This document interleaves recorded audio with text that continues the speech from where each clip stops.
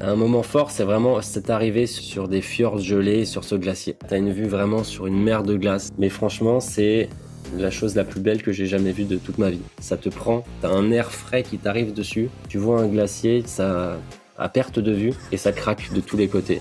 Et là, c'est très très fort.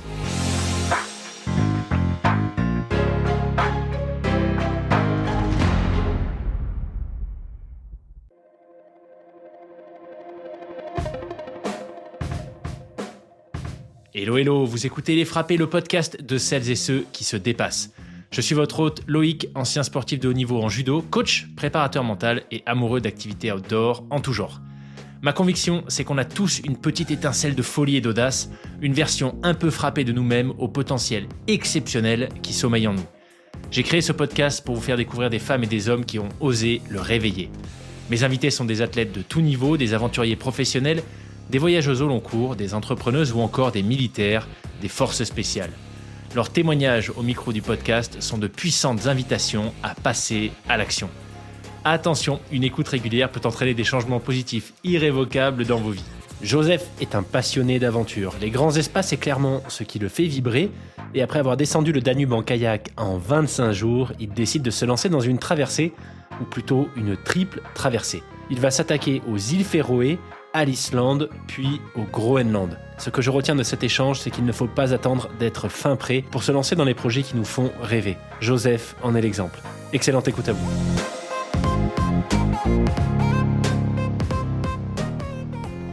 Eh ben on y va. Bienvenue à nouveau Joseph pour la deuxième partie de cet épisode exceptionnel sur ta triple traversée des îles Féroé, de l'Islande, du Groenland et en fait on pourrait même dire quadruple traversée parce qu'il y a aussi une traversée non pas pédestre mais maritime. Enfin bref, tu vas nous en parler. La dernière fois on s'était quitté à la fin de ton récit de la traversée de l'Islande. Tu étais en train de prendre une pause bien méritée de l'autre côté de l'Atlantique, au Canada. Et tu t'apprêtais à ce moment-là à attaquer le dernier gros morceau de cette aventure incroyable, à savoir la traversée du Groenland. Mais il y a eu autre chose juste avant ça. Donc, écoute, partant pour que tu nous expliques, que tu nous fasses le récit de la deuxième partie de ton aventure. Merci Loïc pour l'accueil sur ce deuxième épisode. On s'était quitté sur l'Islande. Et après ce 2 mois d'aventure, c'était le moment de prendre une pause. Et donc je retourne en France, je dépose un peu toutes mes affaires, des skis qui ont vécu, une poulka qui était neuve et qui revient avec un petit peu abîmée comme moi. Et c'est parti pour 1 mois et demi de pause. Et sur ce mois et demi, même si l'aventure des 3 îles, elle était en partie terminée, du moins la partie numéro 1, et ben j'avais un petit objectif, c'était de trouver un bateau pour passer du Canada, là où j'ai fait ma pause, au Groenland. Donc on en avait parlé sur la partie 1, j'avais un objectif, c'était un peu de réduire le fait de prendre l'avion. Et quand on est au Canada, et ben le Groenland, ça paraît vraiment très très proche. Sauf que il y a pas d'avion qui passe là-bas. Et donc un petit objectif que j'avais en tête, c'était de passer en voilier. Donc c'est un petit mois de navigation entre le Canada et le Groenland, ça dépend où tu vas. Et par chance, la petite étoile de l'aventure, elle m'a apporté un capitaine qui cherchait deux compagnons, justement pour retourner en Norvège depuis le Canada, mais en passant par le Groenland.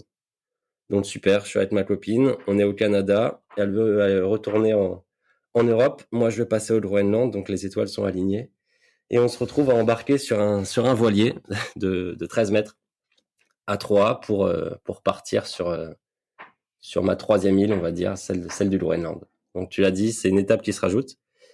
Une 4e petite traversée, traversée de la mer du Groenland, la mer du Labrador, et ensuite pour terminer sur le Groenland.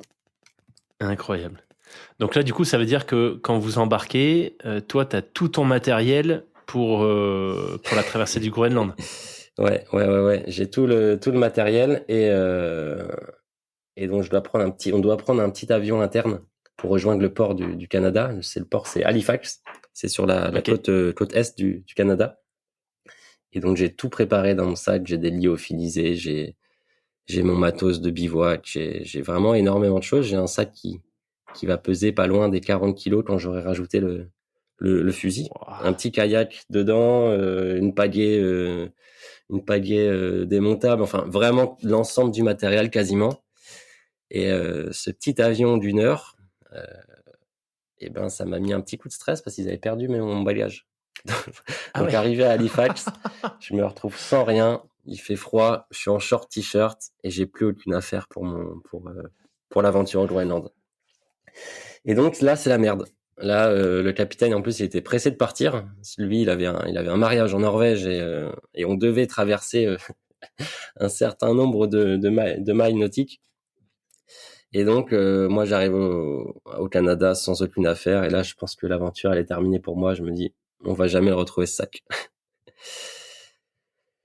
Mais finalement, 3 jours plus tard, on arrive à remuer un peu ciel et terre pour savoir où est ce sac. Et je me retrouve à nouveau équipé et prêt à partir. Donc, on embarque avec 3-4 jours de retard à cause de ce sac-là, mais on embarque. Donc, 20 jours de traversée. Objectif de base, c'était le Groenland. Mais cette année, le passage entre le Canada et le Groenland est super bouché. On est en début de saison de ce genre de traversée. Et donc, la côte ouest et sud du Groenland, elle est vraiment, vraiment bouchée de glace. Et donc, notre bateau suffira pas pour passer. Et donc, après réflexion, on décide de taper un petit peu plus au sud et donc de rejoindre l'Islande. Donc, à l'épisode dernier, presque. à l'épisode dernier, on s'était arrêté en Islande. Et là, 1 mois et demi de pause et 20 jours de traversée plus tard, je me retrouve en Islande pour passer au Groenland et entamer cette 3e méga île. Du coup, c'est quoi? Parce que là, on est passé rapidement dessus, mais 20 jours de traversée, j'imagine qu'il y a eu des hauts, des bas, des challenges, des moments incroyables. C'est quoi, toi, que tu retiens de cette partie de l'aventure? Des hauts et des bas, oui, pas mal de bas. Ce que je retiens, c'est que c'est une expérience fabuleuse. C'était une expérience, j'étais pas sûr de la tenter. J'ai des petites expériences en bateau où avec ma copine à Nice, on a habité 1 an et demi sur un petit voilier de 7,60 m. Donc naviguer, j'ai des bases. Je suis pas un grand navigateur. Hein. J'ai même souvent un mal de mer quand ça bouge un peu trop. Donc on s'était lancé un peu tête baissée dans cette aventure, sans vraiment se projeter, sans vraiment être conscient de ce que c'est 20 jours sur un océan, je pense. Mais expérience de fou où t'apprends la vie sur un bateau, t'apprends à véritablement naviguer, à faire des quarts de nuit durant 20 jours. Donc à se partager un petit peu les moments de sommeil et les moments de veille. Et ça, c'est une sacrée expérience. Et ouais, bah il y a personne sur l'eau. Ça aussi, c'est notable. À partir du moment où on a quitté la côte du Canada jusqu'à l'arrivée en Islande, on n'a croisé aucun bateau, rien sur le radar. Et ça, c'est particulier de prendre conscience qu'il y a personne autour de toi.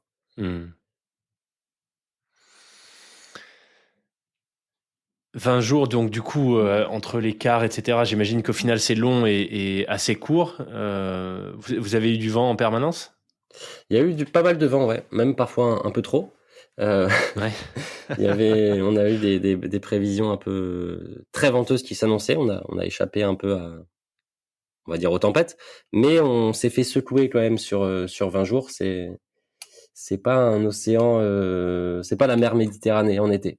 Donc c'est pas de tout repos. C'est pas 20 jours où tu dis ben allez on arrête de naviguer, on se met au soleil, on sort la canne à pêche et on pêche tranquillement en prenant l'apéro. C'est pas tellement ça. Là c'est 20 jours de brume, de ciel gris, de vent. Donc en termes de conditions météo, c'est pas relax. Et on se fait secouer dans tous les sens. Donc au début, c'est assez drôle. Et au fur et à mesure, ça commence à peser. Et je pense qu'on rajoutait 5 jours de navigation, on commençait à se mettre un peu sur la tronche. Tu cuisines, il y a tout qui tombe, tu fais tomber ton plat de riz que t'as galéré pendant un quart d'heure à tenter de faire.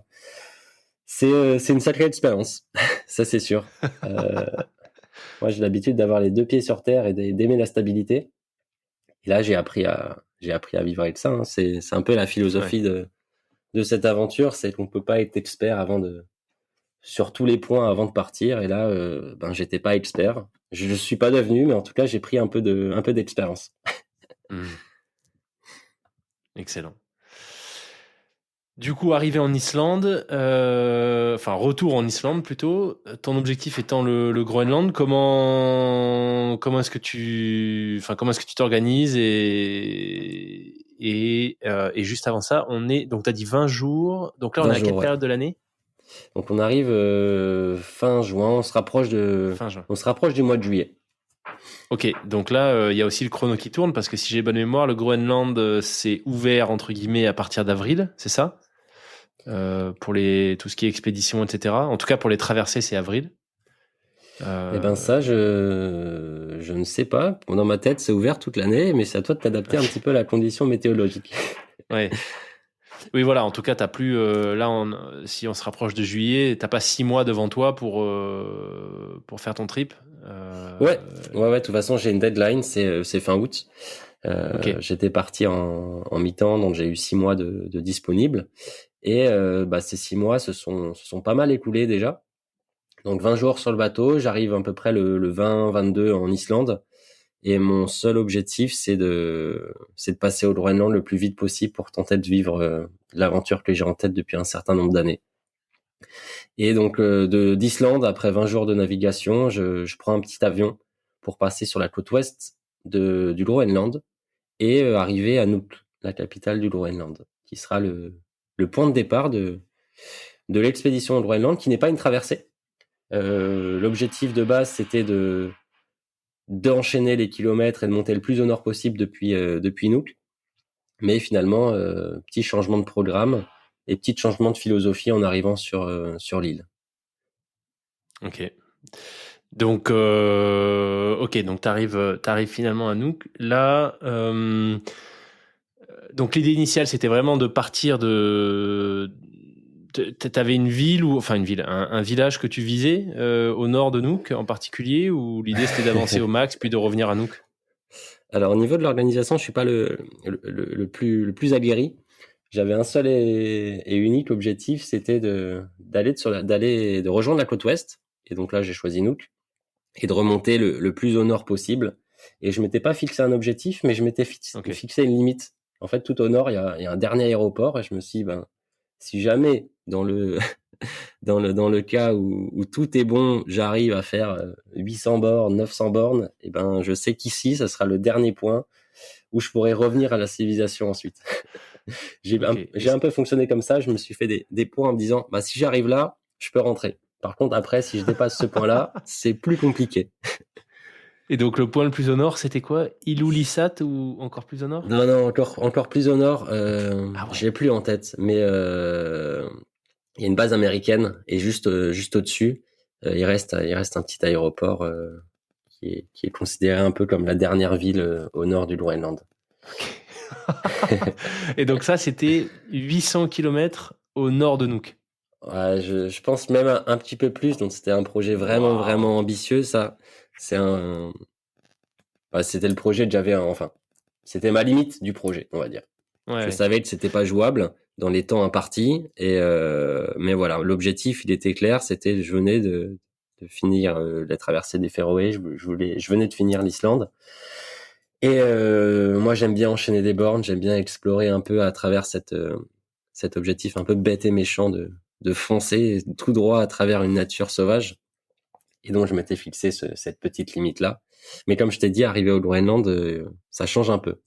J'avais pris conscience qu'il y avait une autre manière aussi d'explorer, même si j'adore enchaîner des kilomètres.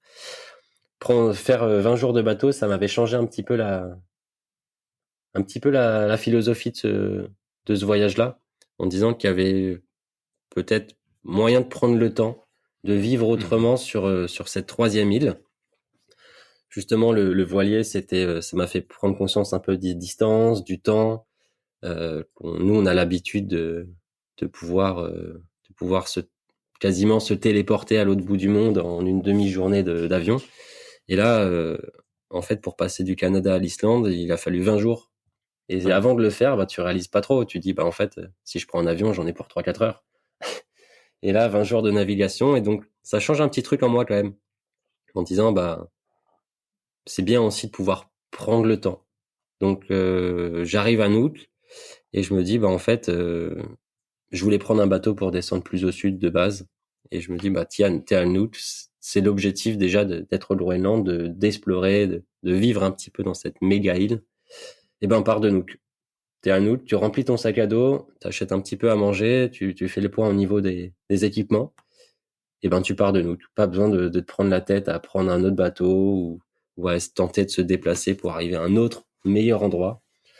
Et donc, je pars de Nuuk à pied. Je quitte mon Airbnb 5 à 6 jours après mon arrivée pour me laisser le temps de récupérer et de préparer tout ça.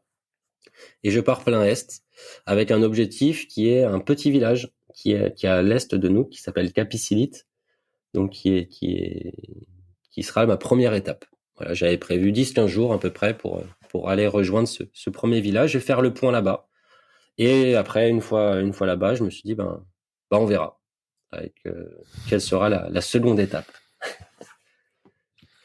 Ok, donc là, le village, tu dis qu'il s'appelle Kapisilit? Kapisilit, ouais, c'est à l'est. Ça se dit pas comme ça, je pense, en groenlandais, mais je pourrais pas te dire comment ça se redit.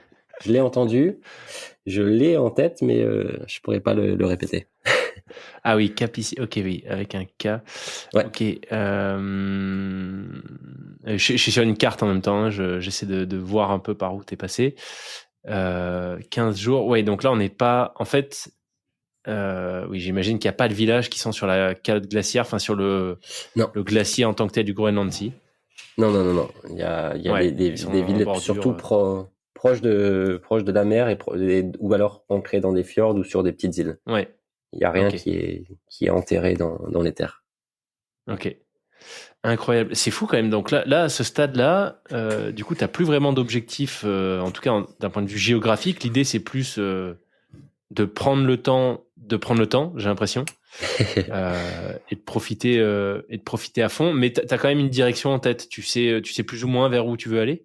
Ouais, j'ai une direction. Déjà, c'est le village. Donc, Ouais. j'aime pas partir en marchant sans avoir d'objectif précis. Même si je prends le temps, même si j'explore, je fais des allers-retours ou même des parcours en étoile de temps en temps. Et j'aime bien me dire, dans 10-15 jours, je vais là-bas et je serai là-bas. Mais sur le chemin, par contre, rien m'empêchait d'avancer vers l'est un jour et finalement de me repérer qu'il y avait une vallée vers le nord. Et donc, je monte vers le nord et je vais explorer cet petit endroit qui sur ma carte a l'air super chouette. Et je me dis, à quoi ça ressemble en vrai? Et donc, je fais un détour, je fais des zigzags, je parcours en étoile.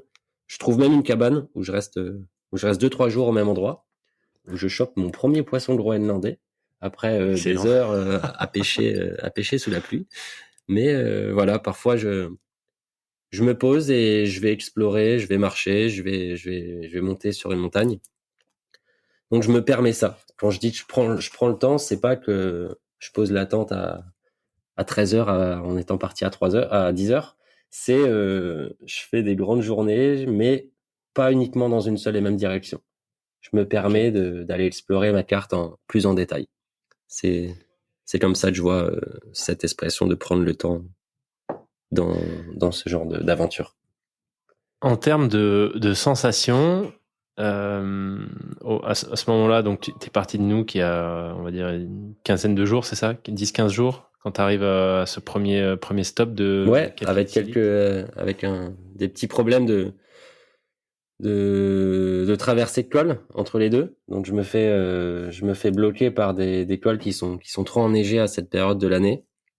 Et finalement, ma traversée j'avais pas prévu de faire demi-tour, évidemment. Et je me trouve coincé quand j'essaie de passer un col. Et donc, je fais demi-tour, je réfléchis un peu aux autres possibilités. J'essaye un deuxième col le lendemain et échec à nouveau. Donc, pour passer à ce village-là, je me dis que c'est pas possible, que j'arriverai pas. Donc, deuxième demi-tour. En fait, il y a trop de neige, il y a trop de brume, il y a trop de pluie. J'arrive pas à passer ces deux cols-là et je me retrouve bloqué entre Nuuk et Kapisilit. D'accord. Avec toujours l'objectif d'atteindre le village, mais un petit obstacle en face de moi, c'est deux cols infranchissables, en tout cas dans les conditions météorologiques actuelles. j'arrive pas à passer. Et donc là, encore une fois, sur deux jours d'affilée, je fais demi-tour et je replante ma tente exactement au même endroit en me disant, en fait, raté. T'arriveras pas à atteindre le village que tu avais regardé sur la carte. Là, en termes de sensations, parce que tu avais déjà été seul en Islande, mais même si l'Islande, il y a une concentration démographique qui est méga faible, le Groenland, voilà, c'est incomparable. Donc j'imagine que à l'inverse de l'Islande, par exemple, tu dois pas croiser beaucoup de routes Ah non, ça c'est sûr. ou de pistes. Voilà, j'imagine qu'il y en a pas du tout en fait. Et puis en termes de paysage, moi ce que je vois sur la carte, c'est que c'est plein de bras de mer. Enfin, le relief a l'air assez. C'est pas une grande plaine étendue où tu vois Non, c'est loin. bien, J'ai bien l'impression que escarpé. c'est bien escarpé et il y a de l'eau absolument partout. Donc je suppose qu'assez vite tu dois avoir la sensation d'être perdu au fin fond du monde. C'est comme ça que tu le ressens toi à ce moment-là, après avoir quitté Nuuk? Ouais, carrément. C'est un mélange de fjords, de montagnes qui part de zéro et qui monte ça peut monter à 1005, là où j'étais à peu près. Donc ça fait Ah des ouais, gros quand même. dénivelés, t'as pas de grande vue dégagée à part quand tu te rapproches des fjords, où là tu Ouais. tombes sur des immenses fjords qui peuvent mesurer en long pour rejoindre entre la terre et la mer, des centaines de kilomètres. Donc ça peut être vraiment immense. Mais ouais, comme tu l'as dit, il y a pas de route, il y a pas de sentier, il y a pas de randonneur. Et justement, là, quand t'es bloqué, tu te retrouves bloqué, mais tout seul. Donc, euh, donc ouais, vraiment grand sentiment de solitude quand tu quittes la plus grande ville du Groenland qui fait 20 000 habitants, je pense. Donc, Ok. tu te retrouves tout seul dans ces grandes montagnes, dans ces grands fjords, sans humains en tout cas, parce qu'il y a énormément d'animaux, des rennes, des lapins, des ours, moi j'en ai pas vu. Mais tu te retrouves tout seul dans cette belle nature, ouais. Mais par chance, d'ailleurs, quand j'étais bloqué là entre les deux cols, où j'arrivais pas à passer, j'ai rencontré mes premiers individus après une semaine de marche au bon moment, parce que je tombe sur un bateau de chercheurs qui étudiait des insectes et l'eau du Groenland, qui est un gros centre de recherche pour ce genre de thématique.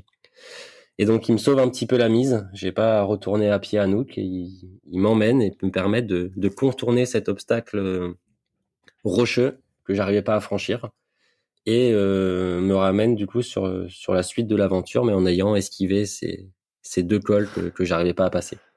Donc j'étais Excellent. Ouais. seul, mais par chance, au moment où il fallait trouver quelqu'un, j'ai trouvé quelqu'un. Donc ça, c'était vraiment cool. Je me Donc là, tu trouve étais quand même en serein sur le fait que la neige allait finir par fondre et que du coup l'école serait dégagée si tu as poursuivi. ouais, j'avoue que c'était un petit pari. Mais mais je voulais pas m'arrêter là. Ouais. J'avais fait 20 jours de bateau pour arriver ici. Et ouais, je voulais atteindre ce village et je me suis dit, là, a priori, c'était les deux cols les plus compliqués en termes de neige. On va continuer à avancer dans la saison. Faut pas que je m'arrête là. J'ai pas envie de faire demi-tour et de rester dans cette petite portion autour de Nuuk. Et donc, ils m'ont permis de continuer. Le pari, c'était que la suite, ça passerait. Donc, il me dépose et je continue vers ce village-là. Et Ok. c'est bon, mon pari a fonctionné. C'était moins enneigé après. Et il n'y a plus eu d'obstacles naturels qui m'ont bloqué complètement la route. Excellent. Pas à cette échelle, en tout cas. Donc quand tu arrives à Capicilit, Ouais, le village est habité à l'année, permanent, ou c'est uniquement à la bonne saison, on va dire? ouais, le village est habité à l'année. Ok. C'est pas Waouh. un gros village. Moi, j'avais noté qu'une seule information, c'est qu'il y avait une épicerie. Donc ça, c'était le seul petit truc qui m'intéressait et dont j'avais l'information. Donc il y Que tu avais a trouvé où d'ailleurs, par curiosité, que j'avais cette info? trouvé, je pense sur le net. Ok. Je pense. Il y a des ouvertures de l'épicerie. En tout cas, je les avais notés. Je sais plus où j'avais trouvé l'information, mais je me souviens de mon petit cahier où je prends des notes et j'avais noté où était la petite épicerie du village. Et donc, c'était un objectif que j'avais en tête, je dois avouer, après 10-15 jours de marche, d'arriver au village et de manger autre chose que du poisson. Donc, je me suis dit, trop bien. J'arrive au village. La première chose que je fais, c'est je passe à cette épicerie, je regarde ce qu'ils ont et j'achète à manger. Donc, objectif très, très simple de changer un petit peu de nourriture. Mais j'avoue que ça m'a permis d'accélérer un peu sur les derniers kilomètres qui devenaient longs avant le village. Euh, Mais pas de chance. J'arrive un samedi, je pense 1 heure après la fermeture de l'épicerie. Donc, aïe. l'épicerie réouvre 2 jours après. Et donc, j'ai plus grand chose à manger. Mais je rencontre quelqu'un qui me dit, ah, mais pas de souci, regarde, dans la rivière, il y a plein de poissons, là, des fjords, il y a des cabillaud, il y a du saumon, des truites, tu peux aller pêcher. Ouais, mais ça fait déjà 10-15 jours que je pêche. Donc, en fait, même dans dans ce petit problème-là où j'avais prévu d'acheter à manger et finalement je n'en trouve pas, ça permet de prendre contact avec la population aussi. Il se rend compte qu'il y a un mec qui arrive dans le village, il a plus à bouffer. Et je trouve que ça a permis de tisser un peu des liens. Ils m'ont, ils m'ont appris un peu sous leurs ailes en disant, bah là, viens, on va t'emmener pêcher, viens, je t'emmène manger chez moi. Donc j'ai pas eu cette épicerie, mais j'ai eu des contacts avec la population locale et ça, c'était chouette. Et globalement, les gens sur place, comment ils réagissent quand ils te voient débarquer? Est-ce qu'ils sont finalement habitués? Est-ce qu'il y a des gars solos, des voyageurs solos qui débarquent dans ce coin perdu à Capicilite? Ou est-ce que ça suscite beaucoup de questions, d'interrogations? C'est quoi les réactions? Et ben, je pense que c'est un village qui peut être, qui est accessible depuis Nuuk, où il y a des bateaux qui font des navettes. Mais en arrivant, j'ai eu une sensation positive et j'aime bien celle-là, c'est de se dire qu'il n'y a pas grand monde. Et là, quand j'arrive, ben il y a que des villageois qui sont locaux. Et ça me plaît bien de me dire, ben je suis certes pas le seul Européen à faire ça, mais que à ce moment-là, ben il y a personne d'autre. Et dans les discussions avec les gens, ils voient, d'après ce que j'ai eu, ils voient rarement des gens tout seuls.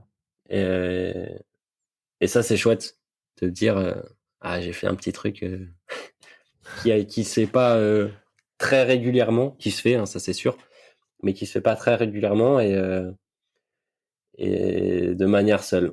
Donc ça, en plus d'apporter cette petite satisfaction que j'aime bien, ça a aussi permis de tisser des liens avec les gens qui habitaient ici. Où là, ben, comme je suis seul, et ben peut-être le contact il est plus facile. Si tu arrives en groupe avec six potes à Ouais. toi, je pense que tu as moins de chances de te poser, de manger un truc avec les gens qui sont là et qui passent leur vie ici. Donc j'ai bien aimé ça, ce petit sentiment d'être un peu l'étranger dans un village. Hmm. Incroyable. Puis, depuis tout à l'heure, je te dis, j'ai la carte sous les yeux, je fais des zooms, des dézooms, c'est vide, il n'y a absolument rien.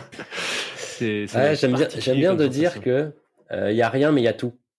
En fait, Ouais. quand tu regardes la carte, tu dis ben il y a pas de route en fait, il y a pas de bâtiment, il y a rien donc c'est vide.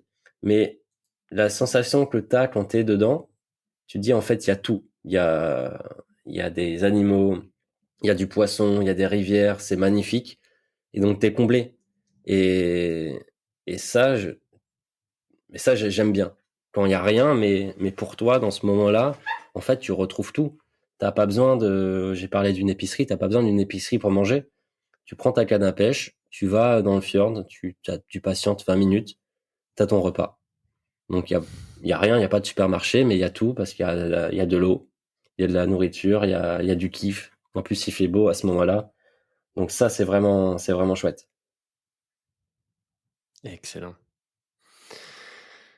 Du coup, t'arrives à Capicilite, déposé en bateau. Non, pas forcément Enfin, déposer en avant, bateau. Ouais. c'est ça, ils te font Ouais. contourner l'école. Ouais, donc Et là, t'arrives à pied. Ça, déjà, ça doit être, je ouais, reprends la ça doit être marche, ouais. particulier pour les villageois de te voir arriver à pied et pas en bateau, non? J'imagine. Ouais, ils ont dû voir arriver un mec avec un énorme sac, une Winchester sur l'épaule. Et, et je me suis rendu compte après, en étant invité dans une famille, que dès qu'il y a quelqu'un qui marche et qui vient de la direction où je venais, et ben il y a tout le monde avec ses paires de jumelles qui commencent à étudier et à se demander bah c'est qui celui-là. Donc je m'étais fait repérer bien avant que je le sache. Ok, excellent. Du coup, la suite de l'aventure, tu décides de partir dans quelle direction? Alors l'objectif de base, c'était, je me dis, bah, je vais au village et après je remonte vers le nord comme ce que j'avais prévu de faire. Et en étant invité, en discutant de choses, d'aventures, de rivières, de glaciers, et ben je me rends compte que la partie sud, elle a l'air super chouette.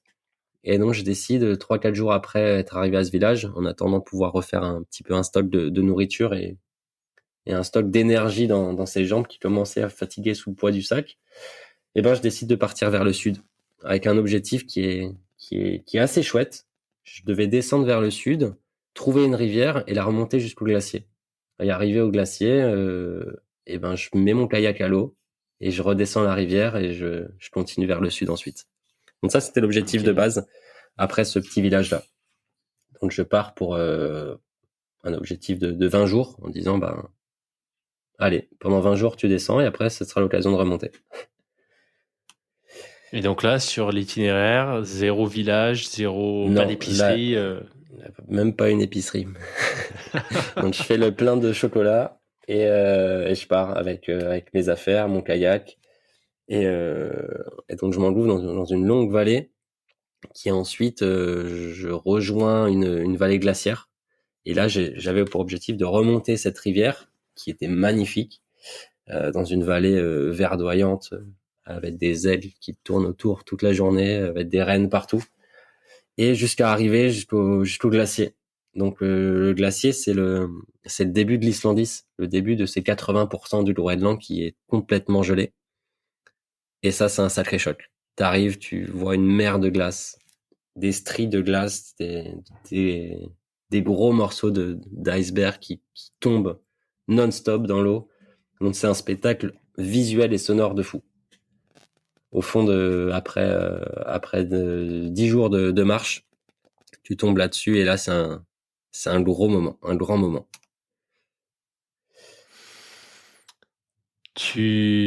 Tu... Je suis assez impressionné par l'engagement en fait de l'aventure. Enfin, tu vas partir comme ça. Partir 20 jours avec un sac sur le dos, c'est une chose. Partir 20 jours quand tu sais que potentiellement tu vas être absolument seul au monde, loin de tout, même si comme tu le dis un peu plus tôt, tu manques de rien. Mais quand même, l'engagement, il est vraiment total. Est-ce que tu avais de l'anxiété, peut-être même des craintes particulières avant de partir sur cette partie-là de l'expédition en particulier? Ouais, j'avais deux craintes, une peut-être un peu plus rationnelle qu'une autre. La première, c'est la peur la petite frayeur autour de l'ours, où Mhm. je sais qu'au Groenland, ben il y a des ours, et même si je suis pas dans la région ou le territoire où les ours ont l'habitude d'être là, et ben il y a des ours qui passent et la population locale d'ailleurs sait qu'il y en a un qui est pas très très loin. Donc ça c'est une petite chose qui me trotte en tête non-stop quand tu marches dans des buissons, quand t'es dans les rochers ou quand il y a de la brume. Et ben même si j'ai le fusil à l'épaule, j'ai cette petite appréhension. Donc ça c'est sûr. Donc ça c'est la peur rationnelle qui est peut-être plus forte que la deuxième. La deuxième, c'est au niveau de la météo. Euh, Il y a aucun arbre, il y a aucun abri, il y a rien pour faire sécher tes affaires. Et quand tu te prends la pluie, et ben moi, ça m'impacte beaucoup le moral.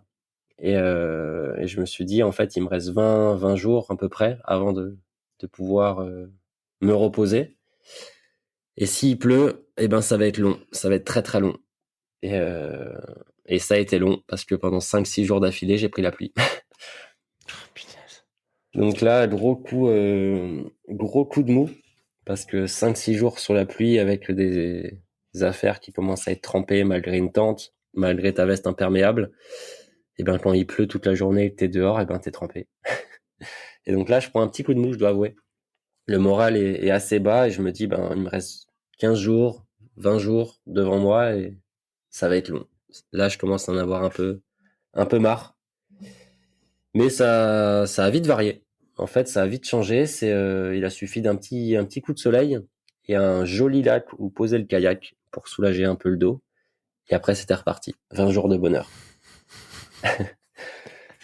Donc ouais, peur de l'ours et peur de la pluie. Deux choses un peu différentes.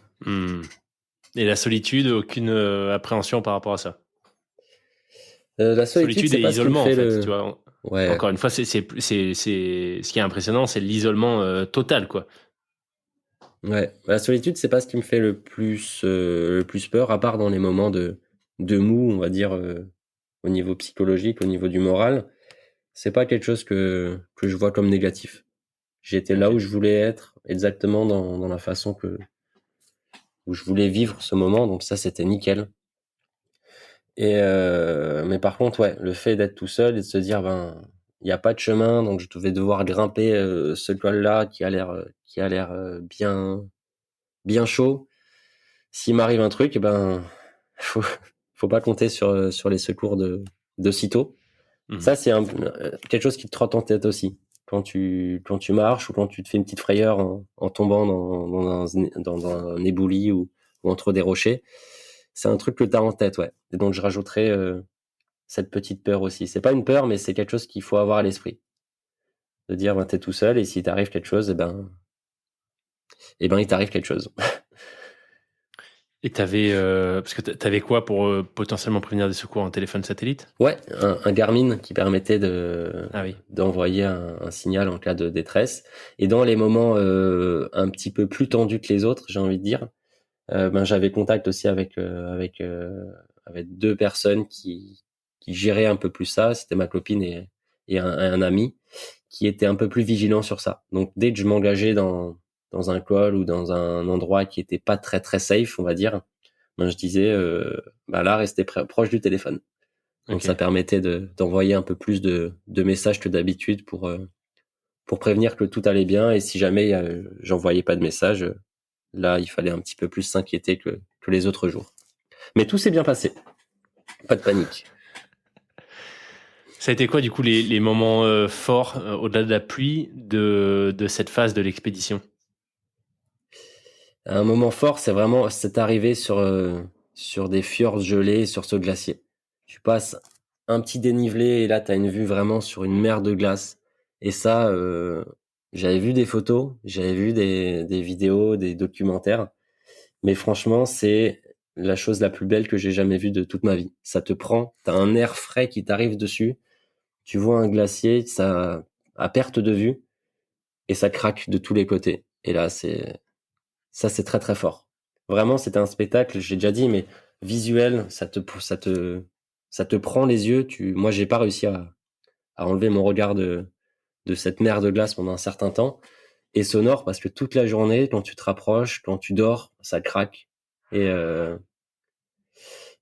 ça m'a fait penser un peu il y a Sylvain Tesson qui dit que quand il habite dans sa petite cabane au bord du lac Baïkal, là, et ben, il entend le lac chanter, le lac craquer. Et c'était exactement ça. Et donc ça, c'est un moment très, très fort. Ça restera vraiment, gravé dans ma tête un certain temps. Excellent.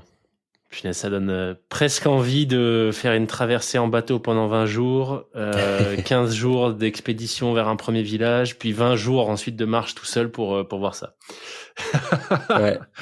Ah, Incroyable. ouais, non, ça, c'était vraiment un spectacle fort. Après, comme j'avais prévu de redescendre dans la rivière que j'avais suivie pour arriver jusque-là, et ben, finalement, je m'étais rendu compte que c'était pas jouable. Parce que cette rivière, elle était très, très amincie. Et bien souvent, elle était quasi sèche. Et donc, c'était pas possible de descendre en petit packraft le long de cette rivière. Donc, on va dire malheureusement, j'ai pas pu la descendre, j'ai pas pu m'amuser un petit peu dans cette rivière et continuer plus au sud. Mais finalement, j'ai changé de plan et j'ai suivi ce glacier. J'ai longé le glacier. Et ça, je regrette pas du tout. Finalement, j'ai fait continuer ce spectacle. Je suis resté proche de ce gros glacier qui m'épatait tellement. Donc ça, c'était chouette. Incroyable. Donc là, on est à quoi, un peu plus de 30 jours, 40 jours d'expédition? Ouais, on se rapproche de la fin. Donc, je suis resté 47 jours dans la nature entre mon départ de Nuuk et mon retour à Nuuk. Et ouais, là, on commence à se rapprocher du 30e, je dirais. Et, Là, tu ressens des changements quand tu es isolé de manière. Enfin, j'insiste vraiment sur l'isolement parce que je pense que c'est très difficile à concevoir pour quelqu'un qui l'a pas vécu. En tout cas, un isolement aussi important, tu vois, que le tien, que ce soit géographique. Enfin, c'était vraiment pour le coup loin de tout. Tu vois, tu peux être seul en montagne. Au-dessus de Grenoble, tu vois, à portée de voix presque de la civilisation, en tout cas à vue de la civilisation. Mais là, toi, tu étais vraiment, vraiment, vraiment loin de tout. Est-ce que tu as ressenti des changements dans, je sais pas, tu vois, tes réflexions la journée? Est-ce que tu t'es mis à te parler toi-même? Enfin, est-ce qu'il y a des choses qui t'ont marqué, dont tu as fait l'expérience au Groenland que tu n'avais pas forcément vécu dans tes traversées de l'Islande, des îles Féroé ou du Danube en kayak? ouais, ouais, ouais. Ouais, bah, c'est ce que je recherchais un petit peu. J'adore les montagnes, les Alpes françaises, c'est vraiment super beau. Mais tu as toujours un petit peu cette idée de dire, bah, je suis jamais très loin de quelque chose, d'une route, d'un village. Et au Féroé, on retrouvait un peu ça. C'est un tout petit pays, même si tu as des vues dégagées sur une nature totalement intacte, eh ben, tu sais que à une vingtaine de kilomètres, t'as un village où tu as une route. En Islande, tu l'as un petit peu moins quand tu es sur les hauts plateaux. Mais au Groenland, ouais, c'est sûr que à partir du moment où tu quittes un village, y a pas de route, il y a rien, et ça, c'est ce que je recherchais. Donc ça, je dirais, c'est même pas un point négatif, c'est cette sensation-là, je la recherchais. Et ouais, bah, quand t'es isolé, quand t'es tout seul, tu m'as demandé si je me parlais tout seul, bah de temps en temps, ouais. Pour À voix haute? l'anecdote, à voix haute, ouais, ouais, ouais, même les seuls, enfin, j'étais pas tout seul parce qu'il y avait des rennes. Je pense toutes les heures, tu rencontres un renne, tu rencontres un animal qui déboule sur le chemin. Et là, j'ai relu un peu les notes que je prenais dans la tente le soir. Et, euh, j'ai noté que je parlais aux rennes. Tu vois, j'ai essayé de dire, mais toi, je t'ai déjà vu, t'étais pas là ce matin. Donc, parfois, j'ai des petits souvenirs de petites phrases comme ça qui ressortent un peu. Bon, je menais pas des discussions très, très approfondies avec les rennes, mais j'ai pas gardé la bouche fermée pendant 1 mois et demi au Groenland. Tu t'insultes quand tu fais des conneries, tu t'exclames quand c'est magnifique, et tu peux même parler aux rennes. Donc t'es pas vraiment tout seul. En tout cas, pas dans ta tête. Incroyable. Incroyable. Après, tu vas nous en parler de la fin d'expédition, mais je suppose que le retour à la civilisation, entre guillemets, il est relativement doux au Groenland. Parce que tu redébarques pas d'un coup au cœur de New York ou dans le métro parisien. Ouais, ouais. C'est doux. Le retour à Anouk, il s'est fait en douceur. C'était, bah, j'arrive au 47e jour, je suis de retour à Capicilite et je me dis, ben, ça y est, t'as vécu ce que tu voulais vivre. Si ça s'était arrêté en Islande ou au Féroé, ben, il aurait manqué quelque chose, ça c'est sûr. Mais là, c'est bon, t'as vécu une autre aventure, ta troisième île, 47 jours au Groenland, à marcher, à pêcher, à galérer, à camper tous les soirs sous des ciels magnifiques et dans des conditions de fou. Et là, je suis très chanceux. Et sur le retour, je me dis, c'est bon, en fait. Tu peux rentrer, t'es bien.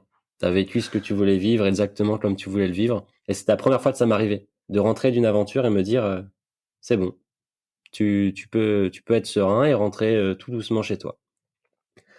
Mais ça, c'était entre Nook et Capicilite. Une fois avec Nook, tout s'accélère quand même. Tu vois, j'ai fait durer le plus longtemps possible cette aventure. Et le jour d'après, après mon retour à Nook, je dois prendre l'avion. Et finalement, en 3 heures, t'es en Europe. Tu te retrouves à Paris la demi-journée d'après, et là, c'est le choc.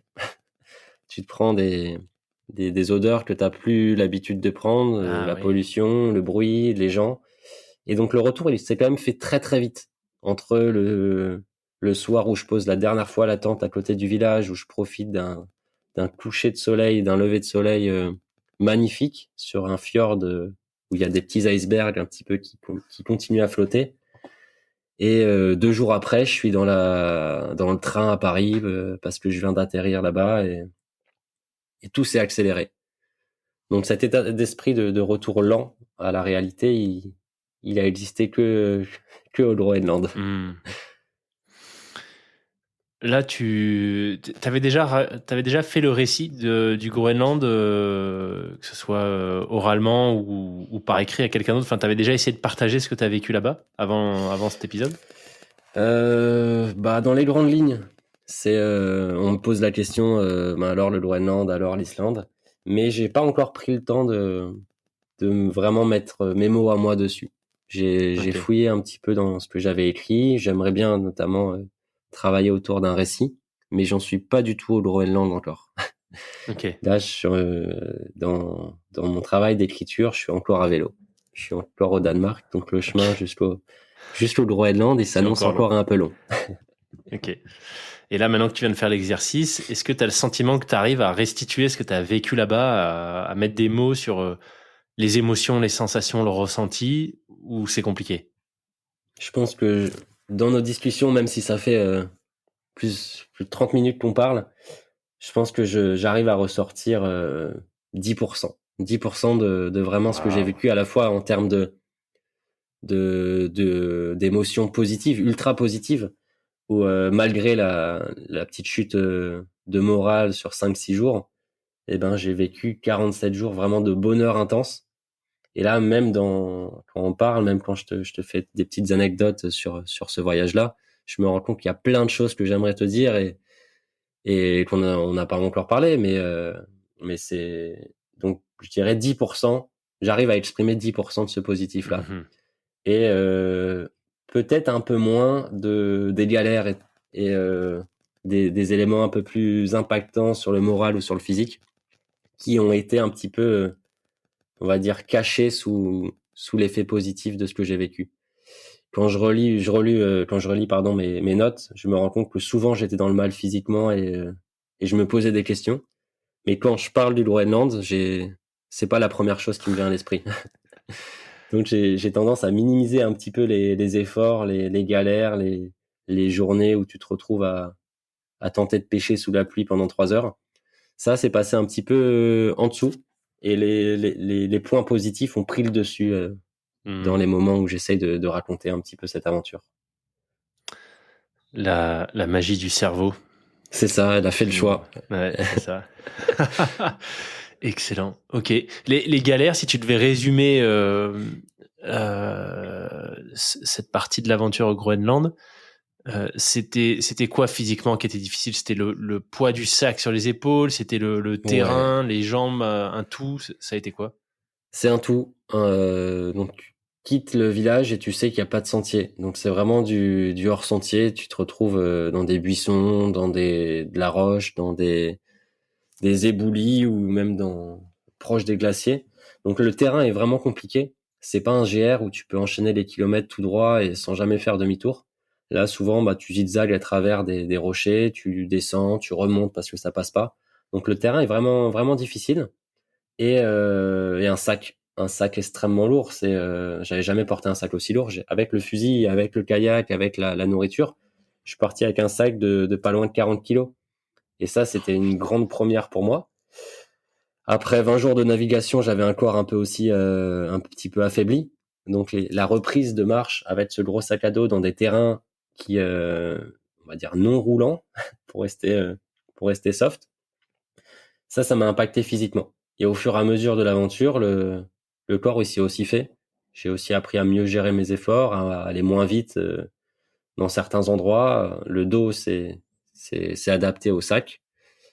Donc il y a cet aspect physique qui a impacté et l'aspect moral, ce qu'on avait dit avant. Il y a des jours où tu te prends la pluie non-stop, tu manges sous la pluie, tu dors sous la pluie, tu commences à être mouillé et ça sèche pas. Donc les galères, ouais, c'est au niveau de ça. C'est au niveau de la difficulté physique et le fait d'être, on va dire, soumis à la météo. Quand il pleut, ben il pleut et tu peux rien faire. Donc tu acceptes et tu continues. Une autre galère aussi, on en a pas parlé. Je pense que j'ai eu les pieds mouillés pendant 47 jours. Et Ah ouais. ça pèse aussi. Où on a parlé d'un terrain difficile, mais c'est un terrain surtout mouillé, où tes pieds ils s'enfoncent dans des marécages non-stop. Je pense que mon record, c'est de garder mes pieds secs pendant 1 heure le matin. Je m'étais noté ça. J'ai jamais eu des pieds secs plus d'1 heure. Tu Ok. traverses des rivières, tu marches dans des marécages, dans des énormes flaques. Et donc les pieds mouillés pendant 47 jours. Le petit moment du soir où tu enlèves les chaussettes et tu repères que tes pieds ils ressemblent à des vieux pieds avec de la peau fripée, il est assez marrant. Mais voilà, ça pèse aussi un petit peu sur le moral de devoir enfiler tes chaussures et tes chaussettes mouillées tous les matins. C'est une troisième petite galère que je rajouterai à la Ouais. liste. Donc le terrain et le sac, l'aspect de la météo qui est quand même pas la météo de la Côte d'Azur, ça c'est sûr, et ses pieds mouillés. 3 galères pour le prix d'une. Cadeau, le combo. C'est quoi, tu dirais, les plus gros apprentissages que tu as fait sur toi, sur le matériel, sur la technique, l'orientation, bref, tout confondu, qui pourront te servir pour de prochaines aventures, tu penses? La compétence de pêche. J'ai mis Ah un ouais. certain temps avant d'attraper mon premier poisson. Ça, c'était, j'ai passé quelques jours à attendre avec ma canne à pêche comme un con dans l'eau. Ça marchait pas trop. Et au fur et à mesure, je suis pas devenu un pêcheur expérimenté, hein, mais j'ai réussi à manger tous les jours du poisson quand je le voulais. Et ça, c'est une petite compétence que je suis un peu fier de l'avoir parce que ça m'a vraiment plu de me dire, bah, en fait, tu peux être dans un endroit et tu peux te débrouiller pour trouver à manger. Et quand il n'y avait pas de poisson, et ben, je pouvais aller ramasser des moules ou essayer de trouver des coquillages à manger. Et ça, c'était chouette. Donc, je mettrais cette compétence-là Mhm. sur la liste, essayer de se débrouiller un petit peu avec les moyens du bord pour trouver à manger, que ce soit même avec des champignons. J'ai réussi à trouver à manger dans la nature. Et ça, c'est chouette. Et j'aimerais bien le remettre à profit dans une autre aventure. Excellent. T'as parlé de l'orientation aussi. Je pense que je rajouterais ça aussi, s'orienter sur une carte qui est pas une carte topo comme on a l'habitude d'avoir en France, qui est à des échelles beaucoup plus grandes, et de se dire, ben en fait, c'est la lecture du terrain qui prime. Et tu te demandes, bah, est-ce que c'est mieux de passer par ce col-là, tenter de passer par la vallée. Donc c'est un peu de laisser erreur, mais au fur et à mesure, j'ai aussi réussi à mieux lire l'environnement, que ça soit des échelles comme des cols pour passer ou des vallées à suivre, mais rien qu'aussi à 500 mètres devant toi, tu dis, bah en fait, faut que tu trouves un chemin pour passer, pour longer cette falaise-là. Et bien souvent, bah tu te plantes et tu fais demi-tour. Et au fur et à mesure, je pense, sans, sans, sans prétention aucune, hein, mais je pense avoir aussi pris une petite habitude et un petit peu plus d'œil pour lire les endroits où ça passait mieux. Excellent. Après, j'ai aussi plein d'idées en tête, plein d'images en tête qui me dit qu'en fait, pas du tout, parce que je me suis retrouvé bloqué dans des buissons, je me suis retrouvé dans des rochers. Mais je pense que j'ai un peu progressé sur ce point quand même. Waouh, punaise. Quel énorme, quel énorme morceau, cette aventure au Groenland. Euh, Est-ce que ça t'a finalement conforté dans l'idée que ce qui toi te fait vibrer, c'est ce type d'aventure très isolé, très loin, très long finalement, très seul?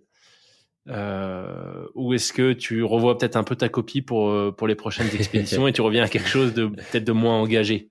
Alors, ça aurait fait plaisir à un certain nombre de personnes que je dise que je vais revoir ma copie et que j'ai trouvé d'autres manières de me sentir vivant. Mais malheureusement, pour eux, ouais, c'est ce que je kiffe, hein. J'avais quelques doutes, on va avouer, j'avais quelques doutes sur la question. Mais maintenant, ouais, c'est vraiment, vraiment clair, hein. On a parlé de là où il y a rien, mais il y a tout. c'est vraiment cette petite philosophie que j'aime bien. Me retrouver dans ces grands espaces, à se débrouiller un peu par soi-même, qu'il y ait de la neige ou de l'eau, hein, que ça soit sur les moments en kayak, en pack-craft, avec de la faune, avec de la flore. Ouais, c'est vraiment ça qui me fait vibrer. Et maintenant, j'en ai vraiment la certitude. Waouh. Du coup, est-ce que tu as déjà une potentielle prochaine destination en tête? Des destinations, j'en ai tellement en tête que il va falloir maintenant faire des choix. Mais dès cet hiver, j'aimerais bien remettre la Pulka sur la neige.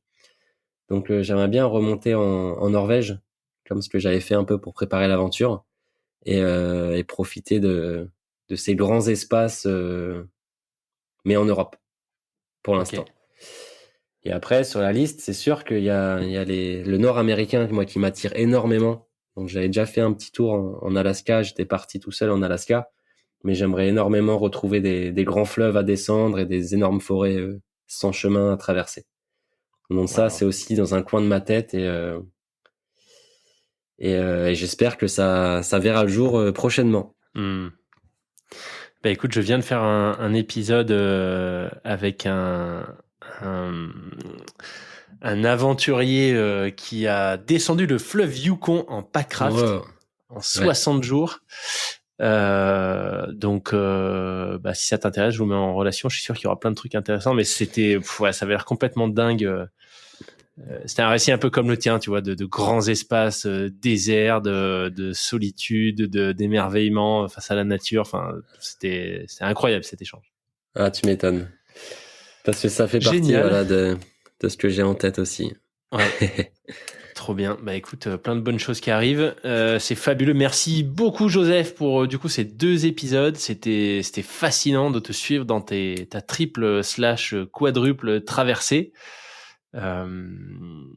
Hyper impressionnant aussi de voir le niveau d'engagement que tu as eu et surtout l'humilité avec laquelle tu en parles, parce que c'est quand même pas, alors j'allais dire pas à la portée de tout le monde. Si je pense qu'il y a plein de choses qui sont possibles pour quasiment tout le monde.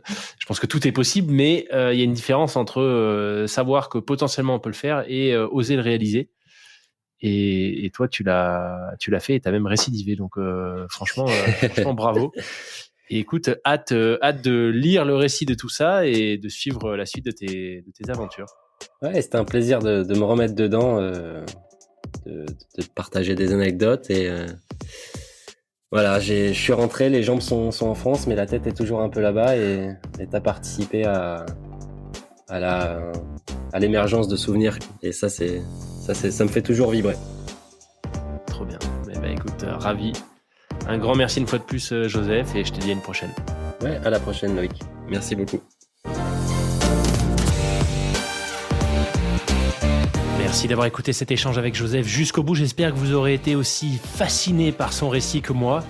Quelle aventure incroyable, et vraiment une fois de plus, ce que je retiens de cet échange, c'est que tout est possible, que même nos rêves les plus fous peuvent être réalisés. Donc allons-y, lançons-nous, n'attendons pas d'être prêts pour enfin réaliser le premier pas. Partagez cet épisode à fond autour de vous pour qu'il inspire encore plus de personnes à passer à l'action et parlez des frappés pour qu'encore plus de gens écoutent les récits exceptionnels de tous ces invités qui viennent témoigner au micro du podcast. Merci à toutes et à tous pour votre fidélité. Un immense merci à toutes celles et ceux qui soutiennent financièrement le podcast sur Tipeee. Si vous souhaitez les rejoindre, ça se passe sur tipeee.com/les-frappés. C'est à partir de 1 € par mois ou bien donation libre. Merci à toutes et à tous pour votre fidélité. Je vous dis à la semaine prochaine pour un nouvel épisode. Ciao les frappés.